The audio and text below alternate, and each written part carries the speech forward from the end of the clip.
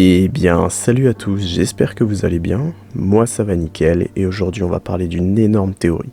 Alors, pour commencer, sachez que cette théorie, si elle s'avère vraie, elle pourrait expliquer plusieurs éléments de lore et de théories comme le faux ciel, le rôle de Célestia, l'intérêt des yeux divins, l'identité du dieu du temps, le livre d'Enkanomiya et l'identité de Paimon. Alors, accrochez-vous, parce que ça commence.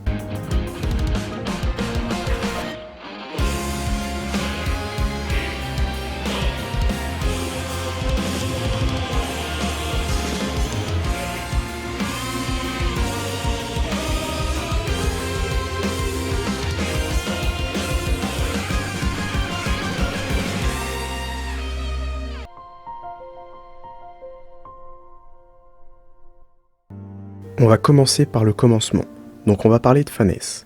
Comme je l'ai expliqué dans ma vidéo sur Enkanomiya, l'originel, donc le dieu originel, s'appelle Phanès.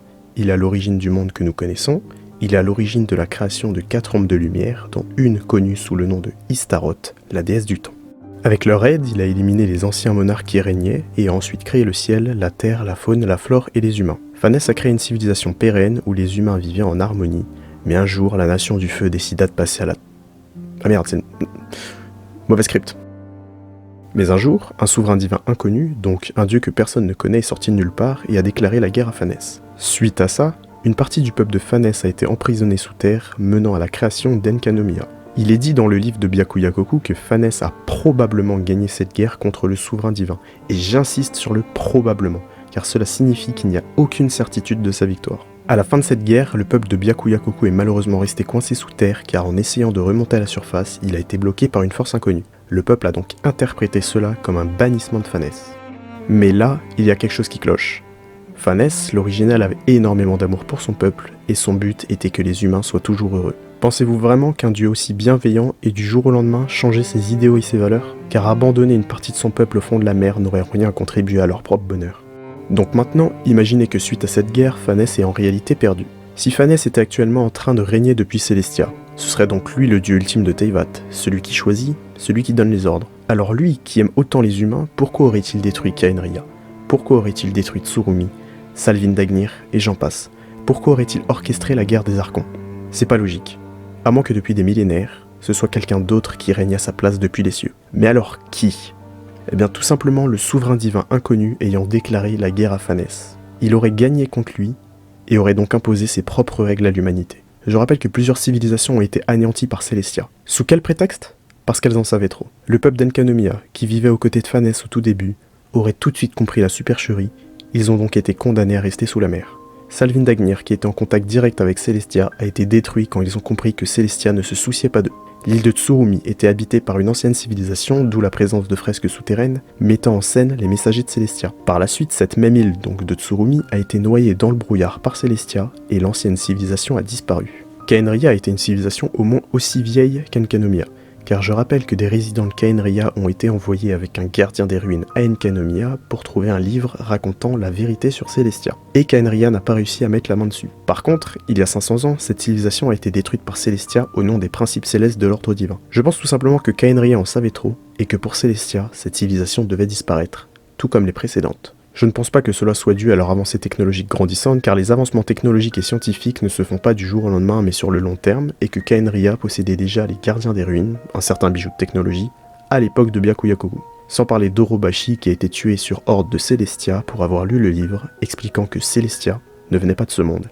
Donc on sait maintenant que Célestia ne veut pas que leurs origines soient connues. Les dieux y vivants sont prêts à détruire des civilisations entières pour cacher la vérité. Cela ne serait jamais arrivé si Phanès était encore au pouvoir. Il faut également rappeler que le souverain divin ayant affronté Phanès venait d'un autre monde. C'est probablement lui qui est à l'origine de Célestia, telle que nous la connaissons. Mais dans ce cas-là, qu'est-il arrivé à Phanès, ainsi qu'aux ombres qu'il a créées? Il y a deux possibilités. La première, c'est qu'ils soient tous morts, simple, direct, efficace et chiant. La seconde est qu'ils sont encore en vie. Du moins, Phanès oui. Difficile de se dire que le dieu à l'origine du monde puisse mourir, n'est-ce pas? Mais ce n'est pas tout. Avez-vous oublié à quel jeu on joue? Oui, Genshin Impact, le jeu chinois. Genshin, en chinois, signifie « le dieu originel ». Le dieu originel fait référence à Phanès. Donc le jeu porte le nom de Phanès. Difficile de se dire maintenant qu'il est mort, et qu'on ne le reverra jamais. Si on part du principe qu'il est encore vivant, quelque part, que fait-il? Ne veut-il pas prendre sa revanche et reprendre le contrôle du monde qu'il a créé? À moins qu'il ne puisse pas le faire seul. Il a peut-être compris qu'il n'était pas de taille face aux dieux venus d'un autre monde. Et ainsi, il cherche probablement de l'aide, soit pour retrouver ses pouvoirs qu'il a perdus suite à sa défaite, ou bien tout simplement, il cherche l'aide de quelqu'un qui pourrait l'aider dans sa tâche. Mais alors qui peut bien être Phanès? L'avons-nous déjà rencontré? Et bien pour ça, on va lister les caractéristiques connues de Phanès. Il est dit qu'il est de sexe indéterminé. Bon, c'est le cas de tous les dieux, donc ça ne nous avance pas à grand chose. Il a des ailes et est capable de voler. Intéressant. Ça ne vous dit toujours rien. Paimon a fait quoi depuis le début du jeu? À part parler. Elle vole ou plutôt elle flotte. Et sa cape ferait-elle référence aux ailes de Phanès? Quoi, vous ne croyez toujours pas? Ok, alors préparez-vous parce que là ça va être très rapide. Phanès porte également une couronne. Et qu'est-ce que vous voyez en haut? On voit une couronne sur le titre du jeu. Il est donc sûr à 100% maintenant pour ceux qui doutaient que Genshin Impact parle tout simplement de Phanès. Mais attendez un peu. Cette couronne ne vous dit vraiment rien?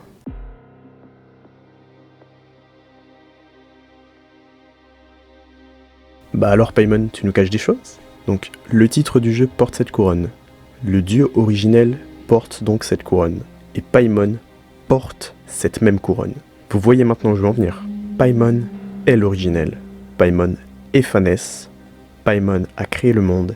Et Paimon a perdu face au souverain divin. C'est donc Paimon qui a créé la déesse du temps, Istaroth. Vous en avez eu assez? Oui, non, enfin c'est pas fini de toute façon, on va encore parler de Célestia.